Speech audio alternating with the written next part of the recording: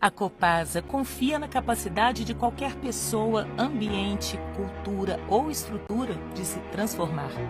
Se essa não fosse nossa razão de existir, nada do que fazemos teria sentido, a começar pelo nosso negócio. A missão de uma empresa de saneamento básico já é por si só a transformação da água de um rio em água potável, de esgoto em tratamento, de uma estrutura em rede em qualidade de vida, saúde e dignidade. E é por acreditar na mudança que a gente transforma os lugares por onde passa, trazendo conforto, eficiência e dignidade para a rotina de tudo que é vivo. Sendo uma empresa de saneamento que nasce no estado mais criativo do Brasil, essa missão ainda transborda, virando propósito e identificação. Nascida em Minas, onde tanto recurso se tornou riqueza e onde a mistura de estilos é um retrato de muitos Brasis em ebulição, essa capacidade de juntar, acolher e imaginar fundou nosso jeito de fazer as coisas. Nossa busca pela novidade é uma prática inabalável, porque a cada dia e a todo segundo ela segue o seu fluxo permanente, silencioso, propositado. Ninguém vê, mas por debaixo de toda cidade que vibra, existe um mundo de água em metamorfose. E se tem movimento, pode ter certeza, aqui tem Copasa.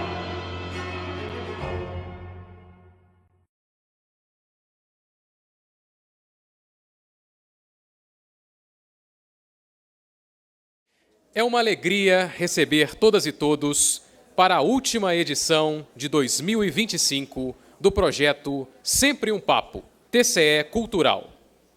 Este encontro é uma realização do Tribunal de Contas do Estado de Minas Gerais por meio do TCE Cultural, em parceria com a Associação Cultural Sempre um Papo e a Copasa.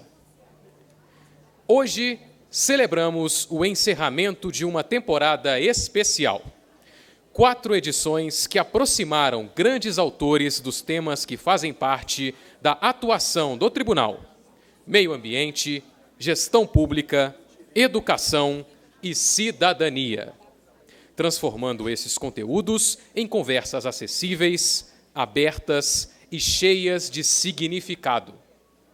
Uma forma de reafirmar o compromisso do TCMG com a transparência, o diálogo e a escuta da sociedade. Também temos a satisfação de marcar esta noite com o lançamento do livro O Encenador e a Floresta, de autoria do dramaturgo, diretor e militante cultural João das Neves. Registramos e agradecemos a presença do conselheiro substituto do TCMG, Telmo Passarelli, do diretor-geral do TCMG, Gustavo Vidigal, do conselheiro em exercício, Adonias Monteiro, da presidente da Fundação Municipal de Cultura de Belo Horizonte, Bárbara Boff, do presidente da Copasa, Fernando Passalho de Avelar, dos representantes do Comitê Indígena Mineiro e indígenas da etnia Chucuru Cariri.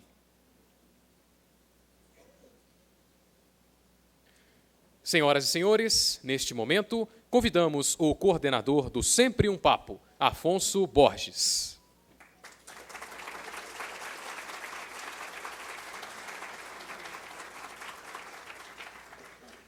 Gente, boa noite. Vamos encerrar esses primeiros 4 eventos que nós realizamos, é um total de 8 que vamos fazer aqui no TCE, com essa ideia incrível que o Durval teve, que é de associar os assuntos que são discutidos aqui na mesa de juízo, na mesa de debate, na mesa de eleição, a projetos como esse. Não só o Sempre um Papo, mas também a literatura. E aqui nós já trouxemos Mia Couto, Itamar Vieira Júnior, Conceição Evaristo, e agora Ailton Krenak vem discutir com a gente a questão da justiça climática e dos territórios em transição, que é um dos temas que também é discutido aqui. Ano que vem a gente vai também trazer mais 4 pessoas, ainda estamos pensando quem serão essas pessoas, e serão amplamente divulgadas. Agradeço muitíssimo aqui ao Fernando, ao pessoal da Copasa, que acreditou na gente, acreditou nessa ideia. Muito obrigado, viu? Isso é importante, via Lei Rouanet, a gente fazer e dar continuidade a esse projeto. E o Sempre um Papo, que completa 40 anos amanhã. Muito obrigado a todos.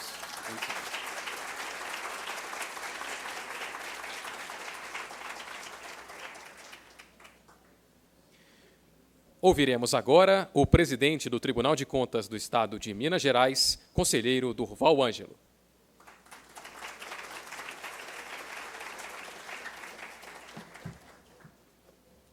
Boa noite a todos, a todas.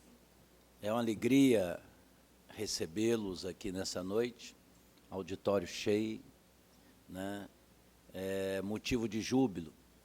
O Tribunal de Contas quer, além de agradecer a presença de vocês, a presença da Titane e dos organizadores do livro, do João das Neves, o Encenador e a Floresta, agradecer a presença do companheiro Ailton Krenak, que eu acho que vai enriquecer e terminar com chave de ouro o Sempre o Papo TCE, né? Rodrigo Cohen também, que está aqui, que é um dos organizadores, né? Então, Ludmila também, né? E, olha, nós, ao conversarmos com Afonso e com o presidente da Copasa, que eu agradeço muito a presença, o Fernando Passaglio, a gente queria tratar a temática de alguns temas que estão sendo discutidos no tribunal na ótica da literatura, né? Nada melhor do que tirar da alma coisas que nos ajudam em compreender e entender o mundo concreto, com tantos paradoxos que nós vivemos, né? Então, a literatura ilumina a alma e ajuda a clarear também trilhas para a gente caminhar. E eu gostaria, Ailton, Fernando Passaglio, dizer da minha experiência com a causa indígena, como agente de pastoral, liberado durante muitos anos pela Pastoral da Terra, foi meu primeiro contato, e depois, durante 24 anos, na Comissão de Direitos Humanos da Assembleia. A maior parte desses anos, presidindo a Comissão de Direitos Humanos da Assembleia. Mas o meu contato, em 1979, 80, foi uma experiência muito rica com a Geralda, que estava escrevendo um grande caderno sobre os Machacali. E eu me lembro que eu ajudei na edição, através do CEDEFs, sendo documentação Eloy Ferreira da Silva desse trabalho. A Gira chegou a morar durante 4, 5 anos na nossa casa, né, convivendo com a minha esposa, com meus filhos. E, para mim, teve um mito Machacali que ela trouxe, que eu acho que seria a síntese desse livro, a síntese da história do Ailton Krenak, e eu diria dos nossos povos originários que aqui estão. Esse mito é de um pescador, um guerreiro, que ia pescar e não conseguia pegar peixe nenhum. E ele, preocupado, porque as necessidades eram grandes na aldeia, ele reza a Tupã e aparece uma lontra, né, para ele fazer a sua pescaria. E essa lontra indicava o lugar que ele tinha que jogar a rede, a tarrafa, e com isso ele pegou muitos peixes. Quando ele terminou a pescaria, ele pegou o maior peixe e jogou para a lontra. E durante semanas, ele tratava da sua gente, do seu clã, da sua família, dessa forma, mas sempre tirava o peixe maior e jogava para a lontra. Uma semana, ele já achou que estava exagerando em alimentar a lontra, já jogou um peixe menor, né? Numa outra semana, ele já não jogou peixe nenhum, né? Ele que levou todos os peixes para casa. E conta o mito Machacali que a lontra desapareceu. e veio a fome, a ruína da diáspora Machacali.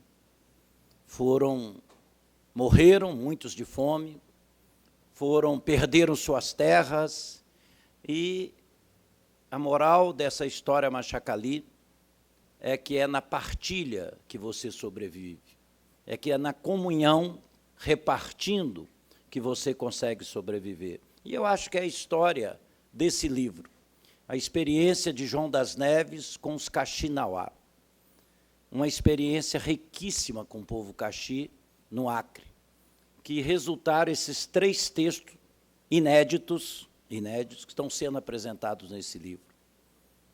E é importante a gente ter claro que a história do povo Kaxi é uma história de resistência, uma história de comunhão, uma história de fraternidade, uma história de partilha.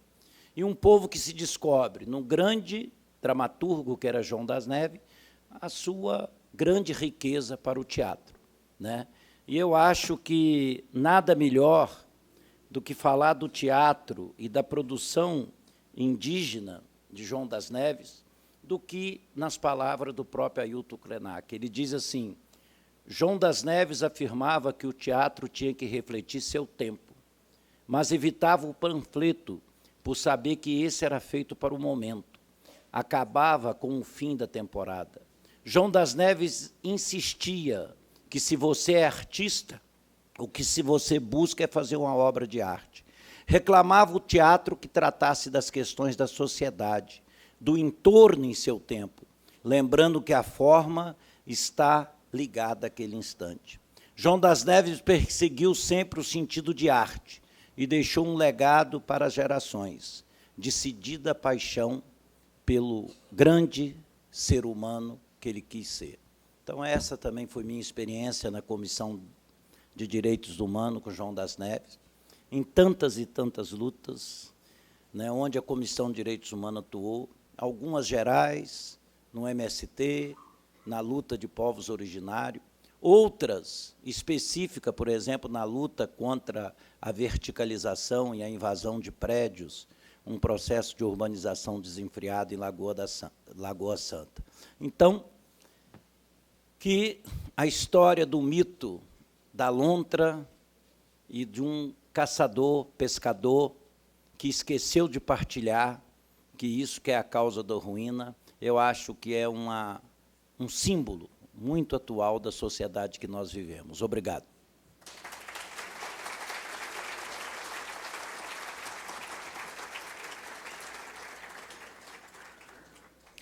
Muito obrigado ao conselheiro Durval Ângelo pelas palavras. E dando início ao Sempre um Papo, convidamos ao palco, para mediar o diálogo, a diretora de comunicação do TCMG, Andréia Mesquita.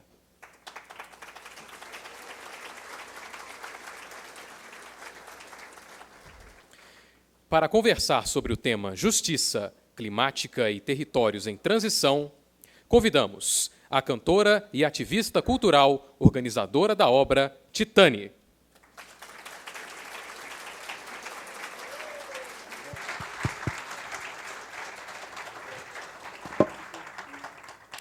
Convidamos também o escritor, pensador e líder indígena Ailton Krenak.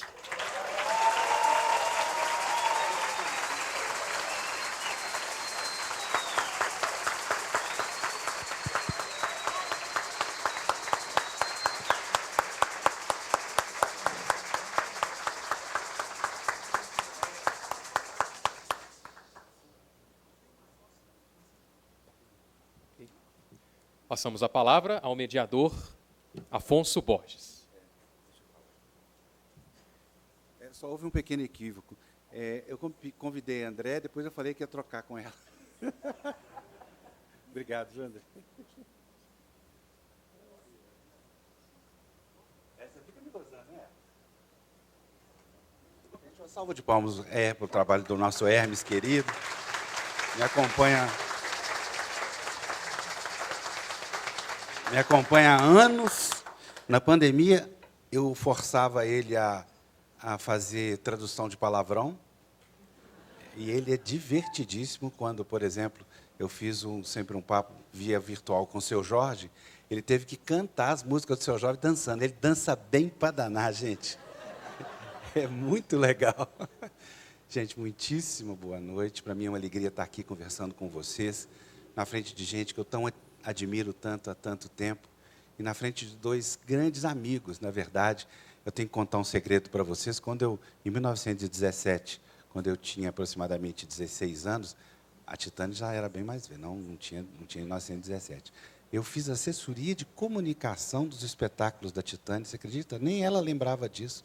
Claro, eu era um pivete fazendo assessoria de comunicação.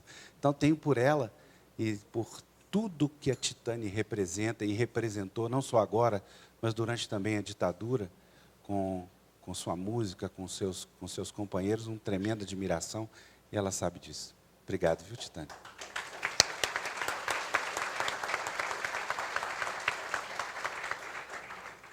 Ailton é um amigo de tantos anos, já encaramos esse palco aqui em todos os seus livros, em todos os festivais que ele sempre participa. Ele tem um monte de segredo que eu não deixo eu contar. Eu espero que eu possa contar alguns aqui para vocês. Já está sem graça. E eu queria abrir esse evento pedindo a Titânia para fazer uma pequena apresentação do livro, da história do João das Neves, essa pessoa que é necessário que seja resgatado a história do João das Neves, a história da dramaturgia, da atuação política, cultural do João e da atuação também com relação ao meio ambiente. E a melhor forma de se resgatar a memória de uma pessoa, assim como de uma história, é fazendo um livro. Então, está bem representado, começou bem, viu, Titânia? A palavra está com você. Boa noite, gente. A gente está muito feliz de ter finalizado mais um livro sobre um pedaço da longa e produtiva vida de João das Neves, dedicada ao teatro. Eu quero, antes de mais nada, agradecer a essa casa, a acolhida do Tribunal de Contas, agradecer pela criação do TCE Cultural, que vai humanizar esse lugar. Nós precisamos humanizar nossas instituições, fazer com que elas possam sentir um pouco mais o cheiro da população brasileira, das nossas culturas. E o TCE Cultural já está fazendo isso, criando essa ponte de diálogo. É muito importante que eu diga também que esse livro ele está aqui impresso graças ao programa Retomada da Funarte. A Funarte tem se mostrado empenhada, sensível, determinada a cuidar da memória das artes brasileiras, da memória dos artistas brasileiros. Eu aqui cito a sua presidente, a Maria Marighella. Queria também dar aqui os nomes de Léo Lessa e Aline Vira Real, que têm sido interlocutores muito importantes nesse trato da memória das artes brasileiras. Viva a Funarte! Aliás, viva o governo Lula, que nos devolveu o Ministério da Cultura e a Funarte. Vou fazer um parênteses aqui, já que eu estou falando de instituições, que eu localizei aqui o Fernando Mencarelli, da UFMG. A UFMG hoje guarda, inclusive por muito empenho do Fernando Mencarelli, da professora Leda Martins, guarda uma grande parte do acervo João das Neves, que João doou ainda em vida para o UFMG, um acervo organizado pelo Itaú Cultural e que está à disposição de todos, disponível para que todos possam acessar. A UFMG tem sido uma parceira muito importante na preservação, principalmente na disponibilização do acervo do João. Bom, João, ele dizia que ele era, acima de tudo, ou essencialmente, um homem de teatro. Foram 84 anos de vida, 65 deles dedicado a fazer teatro em muitos lugares. O João era um homem do movimento permanente, um homem em permanente deslocamento. Ele não apenas se movimentava, mas a gente sentia que ele se deslocava intelectualmente, culturalmente, geograficamente, afetivamente. E viveu em muitos lugares, e não passou simplesmente por esses lugares. Ele fez teatro nesses lugares. E talvez uma das grandes importâncias dele, das grandes contribuições que ele deu ao teatro, foi trazer para dentro da sua obra as muitas culturas brasileiras com as quais ele conviveu. E ele não trazia o tema tal, X ou Y. Ele trazia, ele refazia, ele transfigurava seu próprio teatro a partir da convivência com as culturas com as quais ele decidiu viver. E houve um momento em que ele foi convidado a fazer uma oficina de teatro em Rio Branco, no Acre. E dessa oficina participaram alguns Kaxinawá. E estreitou-se ali uma relação muito intensa. E eles fizeram espetáculos juntos em Rio Branco. Ele conta aqui nesse livro, um dos textos que está nesse livro, ele chama o texto de Como os Kaxinawá Descobriram o Teatro, que relata como se conta uma história, um mito. Ele escreveu esse texto contando como é que ele conheceu os Kaxi, como foi esse primeiro encontro deles. Então, o livro ele é uma reunião de 3 textos produzidos pelo João no período em que ele estava vivendo no Acre. Não são peças teatrais. Ele tem peças teatrais que ele escreveu e encenou junto com um grupo criado por ele em Rio Branco, chamado Grupo Poronga. Aqui não estão as peças teatrais, aqui estão 3 textos. Um é um ensaio chamado Teatro e a Floresta, que reflete, que pensa sobre as relações entre o teatro e a floresta, entre o teatro do não indígena e o universo indígena.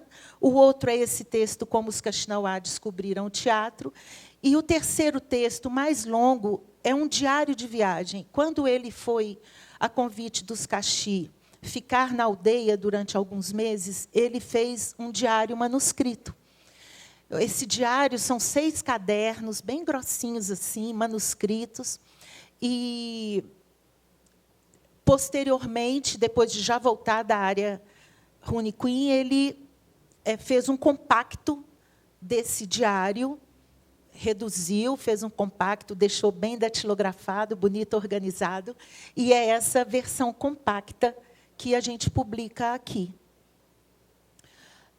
O livro tem também um pós-fácil de uma das organizadoras do livro, que é Mara Vanessa, que é uma jornalista, também uma artista, e que desde sempre vive com os indígenas, primeiro aqui os do território, aqui em Minas Gerais, e depois ela viveu também com algumas nações no Acre, em Rondônia e na Bolívia. E ela conheceu o João lá no Acre, e ela faz, então, um pós-fácil que conta em que momento que o João chegou no Acre, que foi o momento da criação da Aliança dos Povos da Floresta. Ailton devia estar por lá, junto com Chico Mendes, no mesmo período ali do final de vida do Chico Mendes. Então, esse texto dela contextualiza a chegada do João no Acre, a criação do Grupo Poronga, enfim, e traz detalhes sobre isso.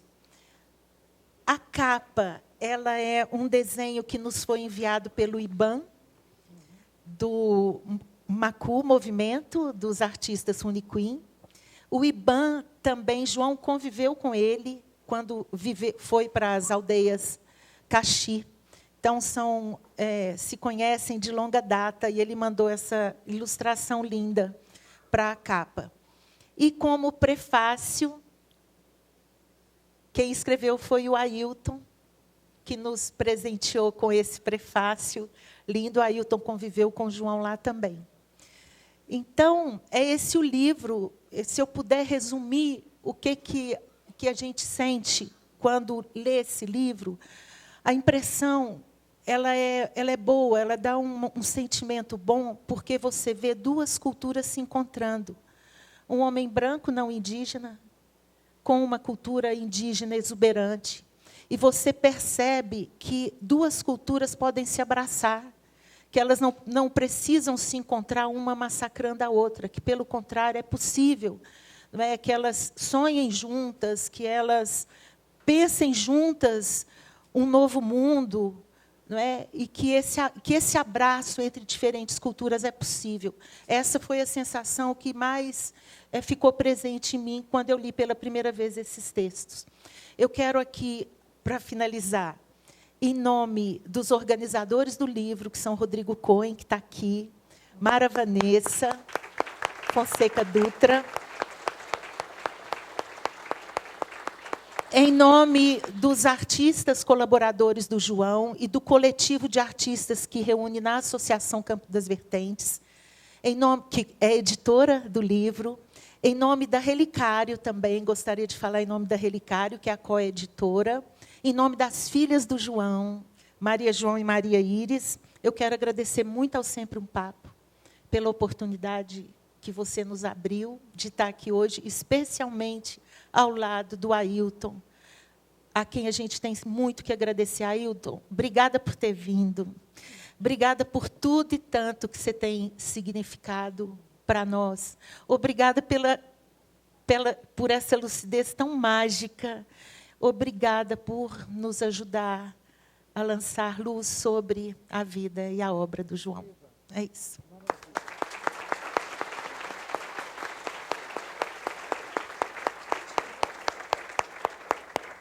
Cumpriu direitinho. Bem, antes de passar a palavra para Ailton, eu queria convidá-los para mais uma ação do Sempre um Papo. Eu tenho, desde o meio do ano, feito um clube do letramento racial. É um clube de leitura muito legal, que está aqui representado pela Madu Costa. Agora que eu te vi aí, Madu. Palmas para a Madu, maravilhosa.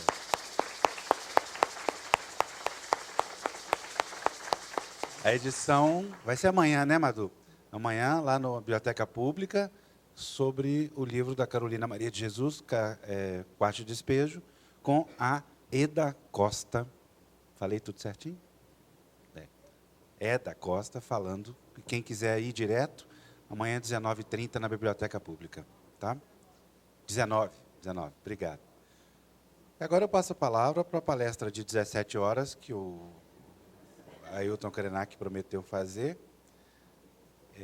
E, em seguida da nossa conversa, nós vamos falar sobre o tema do Sempre um Papo compartilhado com esse, que é a questão da justiça climática e territórios em transição. Por sinal, Duval, hoje é Dia Mundial da Declaração dos Direitos Humanos, né? Quase que eu peço para você voltar para falar isso, mas você falou bem já no início. Tem que se registrar, isso é importante também. Uma palavra, ao senhor Ailton Krenak.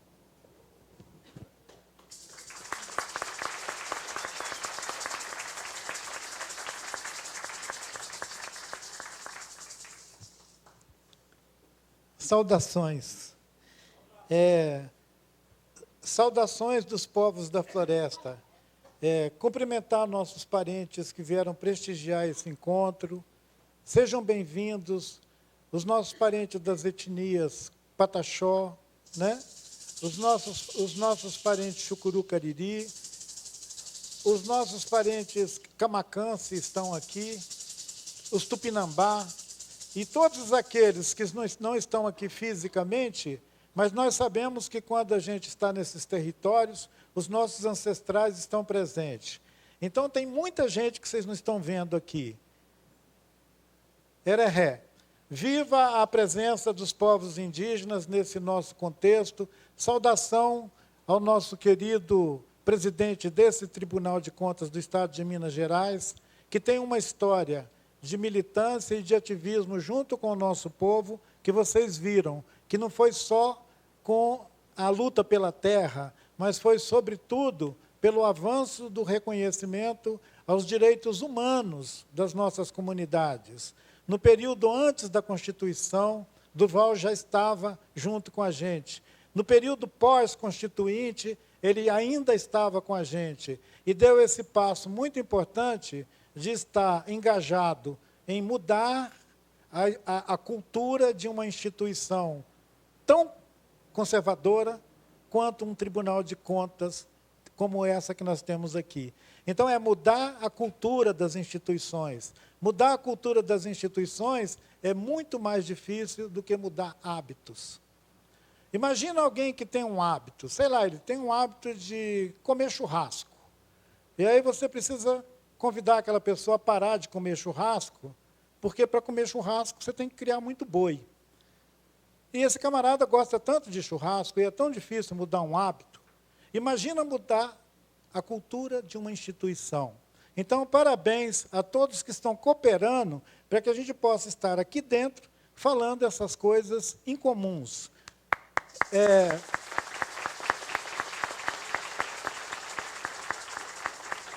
Esse mural é maravilhoso. Quando eu entrei nesse auditório e vi esse mural, eu pensei que esse mural estava celebrando a presença dos nossos parentes aqui e a cerimônia que vocês fizeram antes de nós nos encontrarmos aqui. Eu quero agradecer a disposição de vocês de virem aqui, puxar o maracá, puxar o canto e criar a atmosfera mágica para esse nossa conversa, né? O Afonso anunciou que eu vou fazer uma palestra, mas eu acho que não é uma palestra. Eu acho que eu vou fazer um comentário sobre o tema da transição, seja da transição climática, seja da transição nos termos da experiência que nós estamos vivendo nos nossos territórios, mas também sobre a transição que nós estamos vivendo na vida brasileira, né, na vida política do nosso país. Isso é muito importante. Nós estamos vivendo um momento na vida do nosso país que ele é decisivo para saber se nós vamos continuar tendo territórios indígenas no futuro ou se eles vão ser devastados pelo marco temporal. Uma ação anti-indígena, uma ação irracional de predar os territórios que garantem as condições ambientais, não só para o povo indígena, mas para todo mundo viver. Os rios, as águas, as florestas, o ecossistema onde esses territórios estão instituídos, eles resultam num serviço ambiental que já é reconhecido amplamente. Sem esses territórios, gente, a terra frita. O nosso planeta vai ter um aquecimento tão extraordinário que nós vamos ter que correr pelas diferentes regiões do planeta e, no caso do país, as atividades de produção, as práticas culturais, tudo vai se alterar se a gente não proteger esses territórios, que são os últimos lugares onde ainda algum rio, alguma água, alguma floresta é protegida. Porque fora desses territórios, gente, a gente sabe que não tem proteção. Nem nas áreas, nem nas unidades de conservação, nem nos territórios que supostamente foram instituídos para proteger a diversidade biológica, isso está acontecendo. Porque a atividade da mineração e muitas outras atividades agressivas estão conseguindo se infiltrar nesses territórios. Aqui mesmo, nós temos na Serra do Espinhaço a reserva da biosfera da Serra do Espinhaço. Quando nós lutamos para criar a reserva da biosfera da Serra do Espinhaço, levamos para a Unesco a proposta de proteger esse vasto território, uma questão que estava decidida é que lá dentro não ia ter mineração. Agora, olhem o que está acontecendo na Serra do Espinhaço. A questão do clima, ela deveria ser pensada no planejamento de tudo que nós fazemos. Bom, como o Afonso mencionou, nós vamos falar um pouco sobre a questão da justiça de transição. O que é a justiça de transição? Essa casa, ela tem uma capacidade, ou ela tem uma função no amplo espectro das organizações do Estado brasileiro, das agências do governo brasileiro, ela tem a possibilidade, assim como as suas instituições co-irmãs, espalhadas pelo país inteiro, todas dentro dessa estrutura de governança, elas têm a capacidade de, mudando as suas culturas internas, criar esse ambiente de diálogo que prospera e que nos ajuda a pensar o país. Não só pensar Minas Gerais, pensar nosso país. Então, olha que aula bonita que o Tribunal de Contas do Estado está nos proporcionando. Essa abertura para a literatura, essa disposição de chamar o Afonso Borges para fazer o Sempre um Papo, ele não é só um gesto limitado a melhorar as relações internas nessa casa. Ele é um gesto que ecoa para o país inteiro. Outros estados brasileiros vão ver isso que nós estamos fazendo e tomara que isso inspire mesmo. Inspire outros gestores, inspire outras lideranças políticas a abrir-se para buscar outras maneiras de governar o nosso país, outras maneiras de administrar a vida pública nos nossos estados, nos municípios. Seria tão bom que nos nossos municípios, a gente tem municípios com escalas relevantes, que se mudarem a cultura local, vão nos ajudar, por exemplo, a proteger a água. Vão diminuir os conflitos territoriais. Nós temos territórios em transição. O que são territórios em transição? São aquelas regiões onde não só a disputa pela posse e pela permanência no território, mas também pelos recursos que nutrem, que sustentam a existência desses territórios.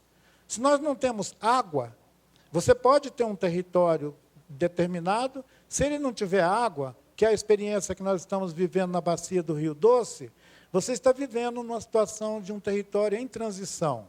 As comunidades que vivem ali têm as suas vidas alteradas de uma hora para outra, muda totalmente o horizonte daquelas comunidades. Imagina uma região onde pescadores tinham uma rotina secular, que durante décadas aquelas famílias criaram seus filhos, botaram seus filhos na escola, criaram condições de convivência interna e convivência com seus vizinhos, com os municípios.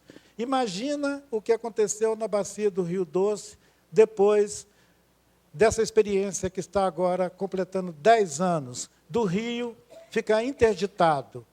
Um rio interditado, gente, mais de 500 quilômetros de extensão de um rio interditado, é o exemplo de um território em transição agravada. A gente não precisa buscar na literatura o que é territórios em transição. A gente pode olhar ao nosso redor e ver isso acontecendo. Ver isso acontecendo quando nós constantemente vemos a ameaça da gandarela ser liberada para atividades que vão exaurir as condições ecológicas daquele território. Nós temos também percebido uma permanente disputa na questão dos territórios, quando comunidades tradicionais reivindicam a sua permanência em algumas áreas que, do ponto de vista econômico, da exploração de outros recursos, já estão em disputa e que essas comunidades se inserem nesse campo de conflito, disputando, reivindicando demarcação de territórios. É muito importante a gente ter uma leitura sobre o que acontece ao nosso redor. Ao longo da semana, ao longo do mês, ao longo do ano, vocês olham o calendário desse ano, nós estamos chegando em dezembro, vejam bem o tanto de eventos que nós tivemos críticos aqui ao redor da nossa capital mineira, de conflitos envolvendo comunidades tradicionais, entre elas os conflitos envolvendo reivindicação de direitos territoriais dos povos indígenas que seguem sendo negados. É que, historicamente, a gente aprendeu que, com o avanço da vida urbana, com o avanço das estruturas que organizam a nossa comunidade urbana, nós íamos afastando essas demandas de comunidades rurais, de comunidades tradicionais, para um outro lugar. Eu não sei em que lugar imaginário, esse lugar mítico, que essas pessoas poderiam estar, se não for aqui ao nosso lado, do lado de lá do rio. É do lado de lá do rio. Às vezes é no meio do rio. Esses territórios em disputa, com a questão do clima, eles agravam a disputa. porque o acesso aos recursos que todos nós queremos, eles estão imbricados. No mesmo lugar que a mineração quer atuar, outras comunidades têm projetos de futuro para aquele lugar, eles precisam de condições ecológicas que serão alteradas se a atividade da mineração for autorizada naquele lugar. Aqui nas cabeceiras desses nossos córregos que abastecem os reservatórios da Copasa, se for autorizada a atividade da mineração, Belo Horizonte vai ficar sem água um dia.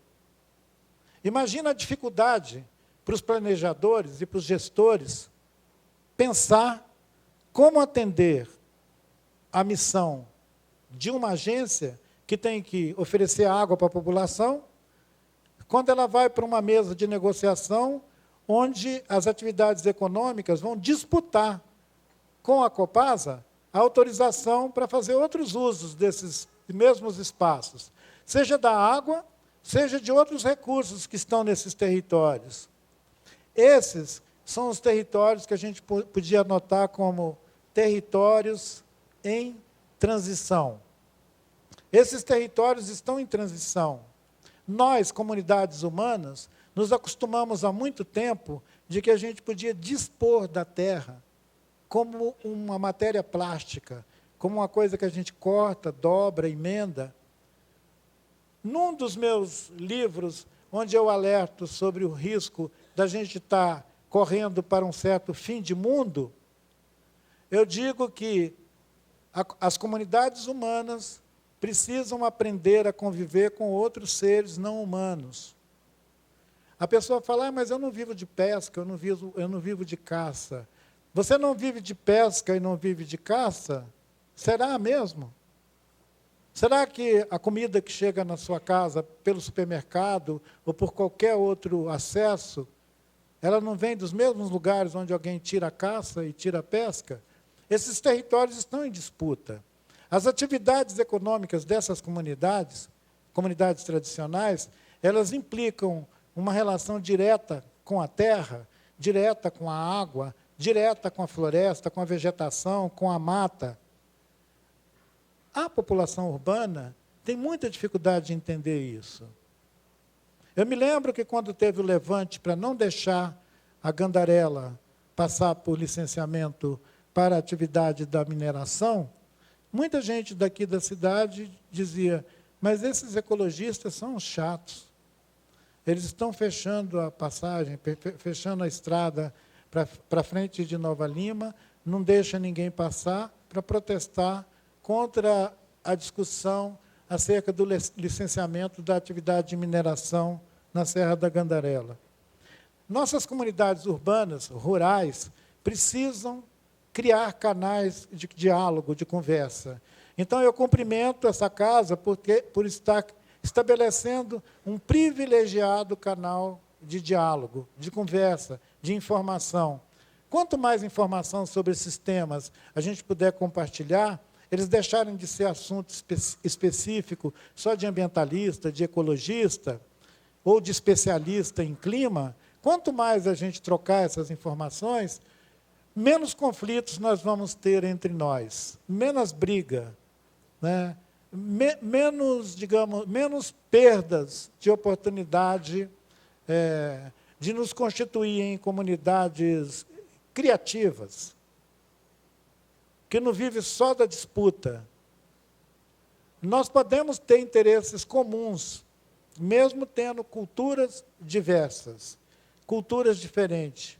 Eu entrei de cara nessa conversa sobre o tema da minha fala, mas, na verdade, meu coração queria fazer uma referência ao fato da gente estar aqui lançando o Ensinador da Floresta, pensar que esse João passou por todas as experiências de sociedade complexas, de conflitos, e conseguiu, com a sua arte, traduzir esses conflitos em experiências muito belas, muito bonitas. Quando você toma um desses textos e lê a visão que o João experimentou de conviver com comunidades da floresta, olha, é apaixonante. Alguém vai dizer, ah, mas ele é um artista. Os artistas veem o mundo colorido. Ora, por que as pessoas que não se imaginam artistas têm que ver o mundo só cinza? Mesmo que ele tenha 50 tons de cinza, por que tem que ser só cinza? Vocês acharam engraçado, né? Então, que tal se eles vissem... Cada vez mais criativo, né? Difícil. Hã? Cada vez mais criativo. Né? Onde é que você tirou isso? Ah, do livro! Sempre um papo, né, Afonso? O seu negócio não é isso? Vamos botar o Afonso na conversa? Bom, eu tenho uma pergunta para você. Ailton, você sempre me falou, aliás, eu já ouvi várias histórias suas sobre o sonho, principalmente sobre o que aconteceu nos dias que antecederam a chegada da lama lá na sua aldeia, né? Eu queria que você contasse uma história para nós sobre o sonho.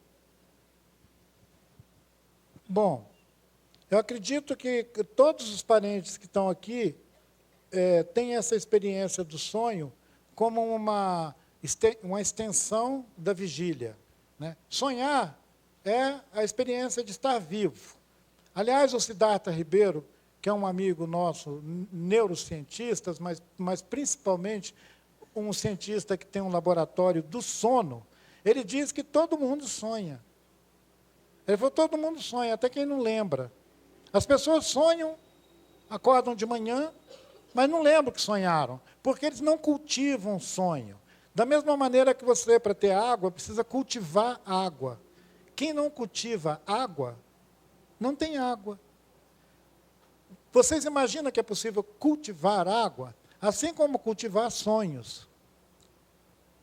Lá no nosso território, durante muito tempo, a vida das pessoas foi amplamente provida pela existência do rio. Esse rio que nós chamamos de Rio Doce. Os Krenak chamam o Rio Doce de Uatu. O Uatu, ele é o nosso avô. Eu gostei muito da história da lontra.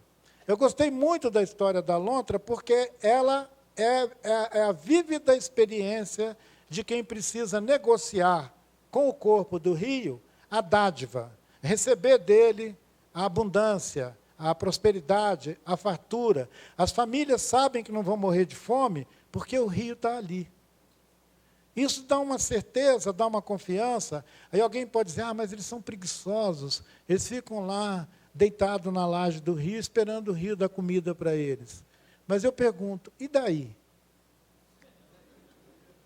Se o rio te dá comida para você ficar deitado na laje, qual é o problema? Você preferia que essa pessoa estivesse por aí se virando para poder comer? O rio deu a comida para ele. Aquele pescador que não soube cultivar a dádiva, ele chegou no momento que ele passou por uma crise. É tão bonita essa história. Toda vez que eu escuto essa história dos nossos parentes Tikmaan, os Machacali, eu fico arrepiado, porque ela é a história das nossas vidas. Ela é a história das nossas vidas que acredita que a mãe, a terra, ela sempre é abundante. Quem sabe que a terra é mãe, não passa fome. Isso não é brincadeira. É mais ou menos como aquele ditado que diz que quem tem padrinho não morre pagão. Então, pode traduzir assim, quem respeita a terra não morre de fome. Quem não mata rio não morre de sede. Essa parábola sobre o pescador, ela é muito bonita. E ela podia refletir essa nossa própria experiência aqui mesmo, como disse o Duval. Se a gente não aprender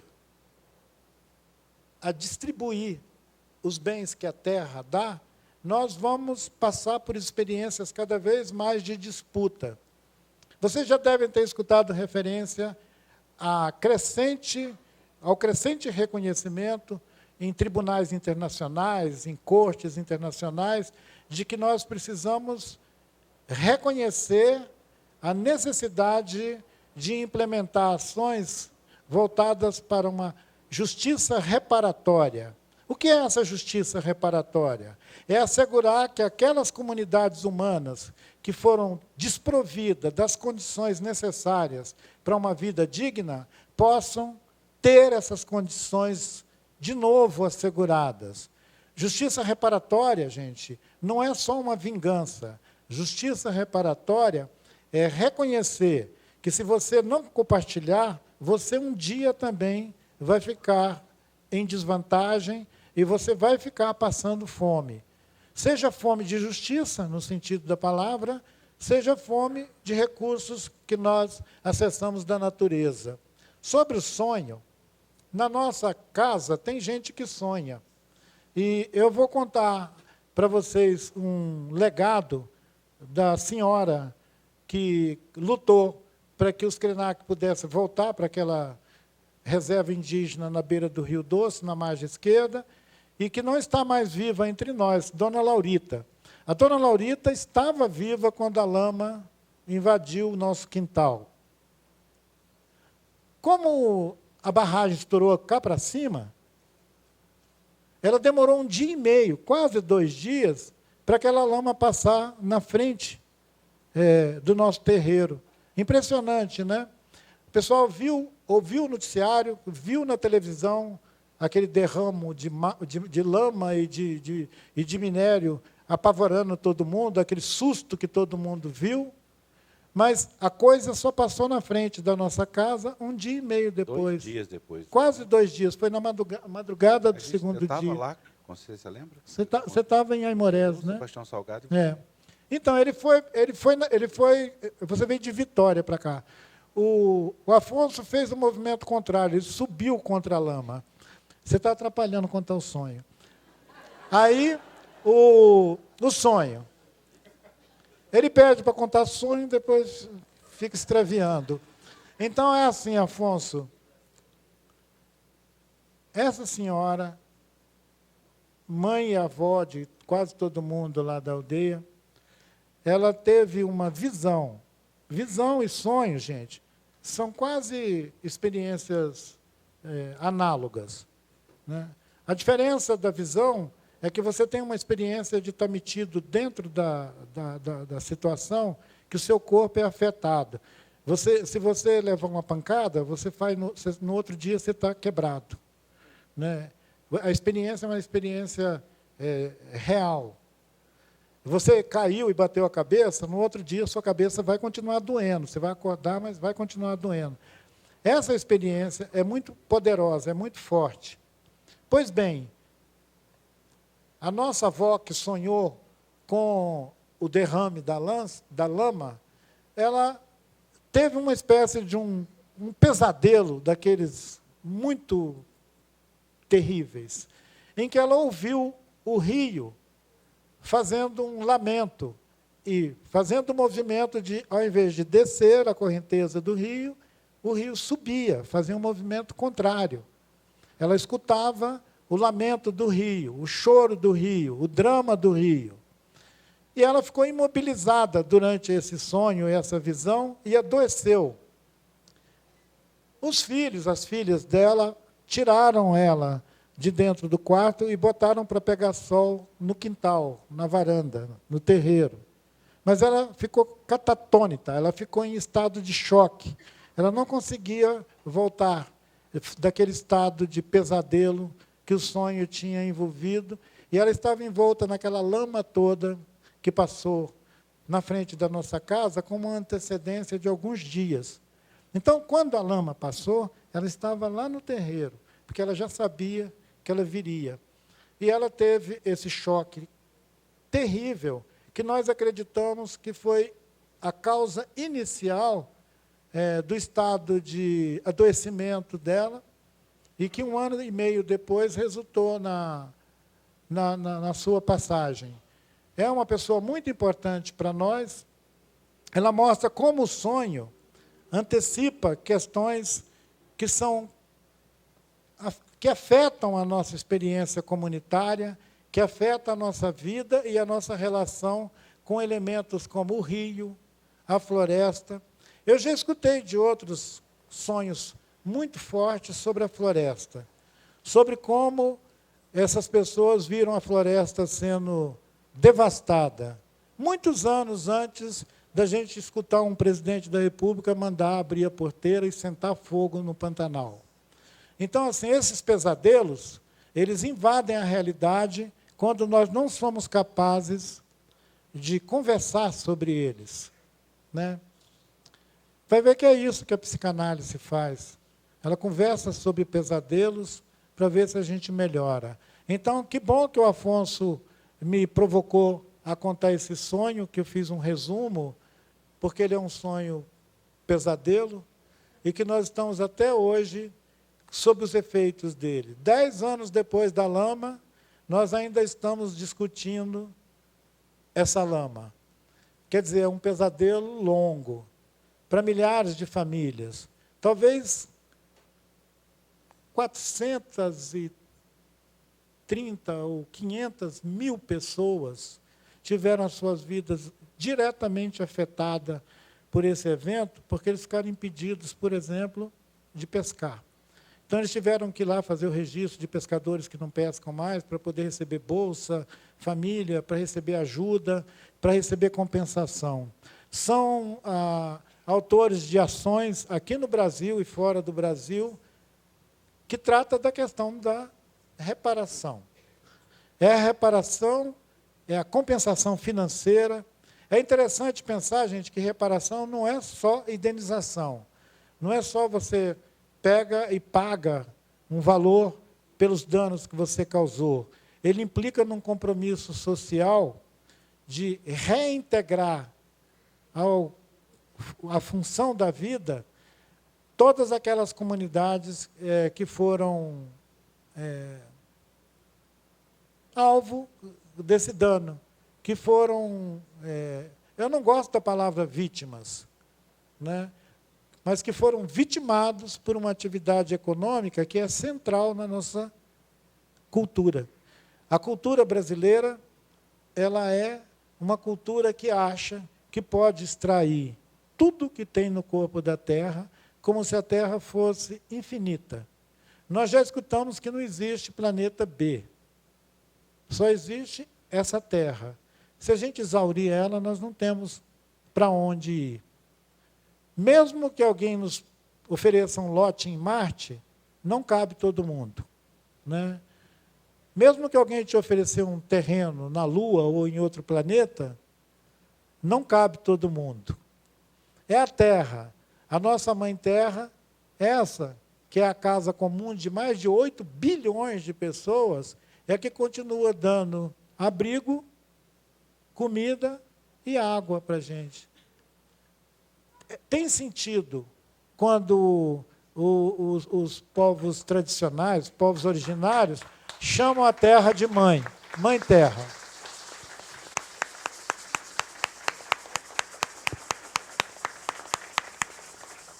Você bate palma para você mesmo, né? Eu quero perguntar outra coisa. Pode? Eu sou solidário com as pessoas. Aguento isso há 35 anos, gente. Ailton, hoje você é um autor publicado em quase todos os países do mundo. Eu e o Paulo Coelho. Você e o Paulo Coelho. Ele não deixa eu terminar a pergunta, agora eu perdi. O inferno, ajuda aí, Joãozinho. Fala um pouco disso. Como é que é você conseguir falar para tanta gente através da literatura, através desse objeto livro?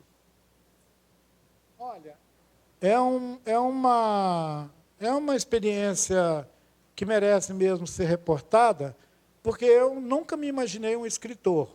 Quando eu tomei posse na Academia Brasileira de Letras, eu alertei os meus colegas dizendo, eu não sou um escritor. Eles disseram, sim, você publica livros. Eu falei, eu sou um contador de histórias. Eu venho de uma longa tradição que lá na África eles chamam de griot. Os griot não escrevem livros. Os griot contam história. E provavelmente contam história 2.000 anos, 4.000 anos, 10.000 anos.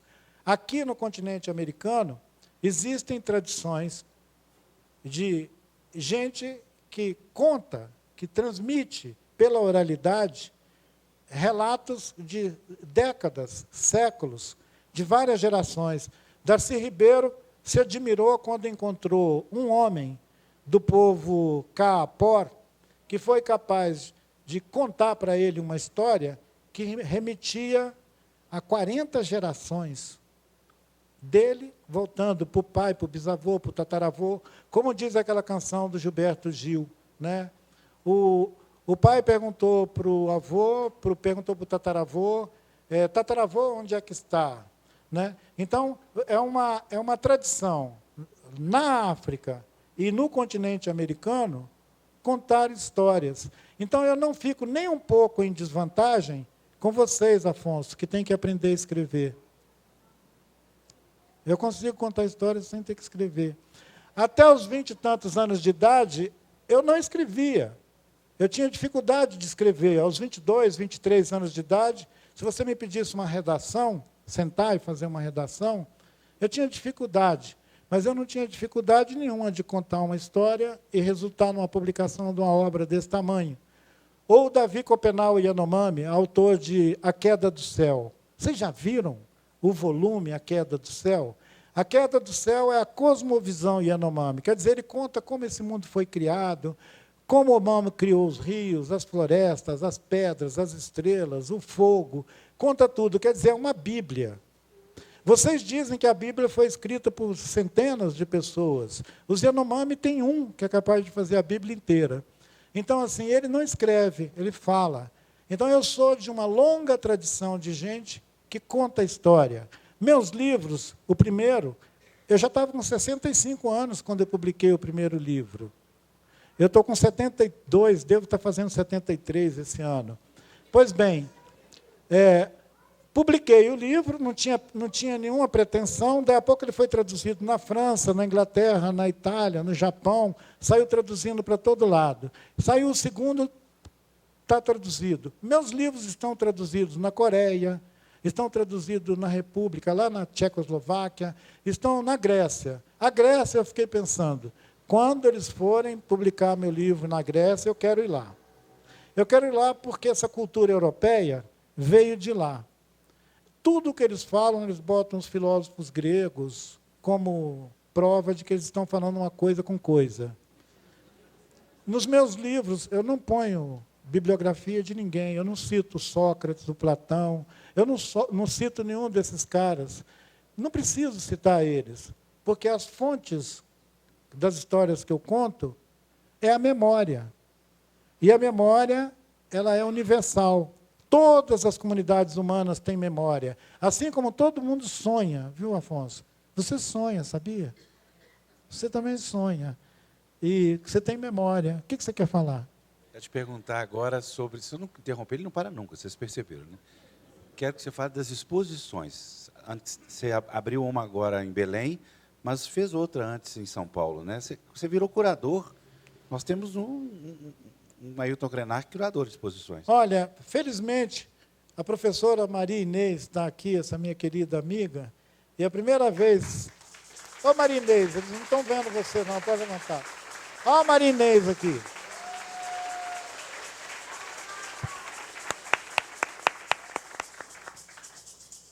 Nossa querida Maria Inês, ela foi ativa, mobilizadora, para que a gente tivesse o curso de formação de professores indígenas na UFMG. Secretaria de Estado da Educação e o UFMG trabalharam para formar o primeiro grupo de professores, Krenak, Chacriabá, Machacali, Pataxó, e os outros parentes depois que foram chegando também. Hoje, a nossa Universidade Federal de Minas Gerais já tem doutores dessa semeadura, que começou no final da década de 90. Então, nós já temos mestres e doutores nessa universidade, que são dessas etnias que eu mencionei aqui. Então, são pessoas com essa coragem de mudar, de inovar. Uma vez, a Maria Inês me chamou para fazer uma co-curadoria da primeira exposição de arte indígena contemporânea, trazendo artistas do Equador, da Colômbia, da Bolívia, da Amazônia brasileiras, e essa exposição tinha o título de Mira. Ó, tem gente que lembra. Mira. Então, Mira foi a primeira exposição. Hoje, por exemplo, as pessoas falam, tem arte indígena contemporânea. Mas há 20 anos atrás, quando a gente fez isso, há mais de 20 anos atrás, as pessoas diziam, não, isso é maluquice da Maria Inês. E, então... Teve uma leitura do texto do João Uraiá, no Mira. Sim. Iban Kaxinauá, que leu, participou? É isso mesmo. É. Sim. Todos os artistas estavam nessa leitura. Então, foi a primeira aparição do Jaider Isbel, que hoje é reconhecido no mundo todo, as galerias do mundo inteiro, que é um desenho, uma obra do Jaider, né? Desde as galerias na Europa, nos Estados Unidos. Pois bem, mas vamos voltar ao assunto. Curadoria. Naquela época que Maria Inês me convidou, ela falou lá na primeira reunião nossa, na verdade, ele não é curandeiro, ele não é curador, ele é curandeiro.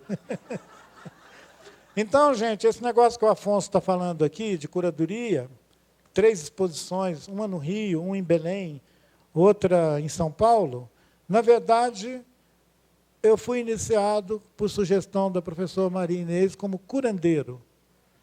Tem curadores, tem curandeiros, e quando eu penso a nossa intervenção na literatura, na arte, na música, no desenho, aliás, que pena que os parentes não vão poder cantar aqui para encerrar a nossa conversa. Não vão poder, não? Acho que é porque alguns deles já estão cansados. Quem é que está com disposição de vir puxar o maracá aqui? Ele. Então, tome a palavra.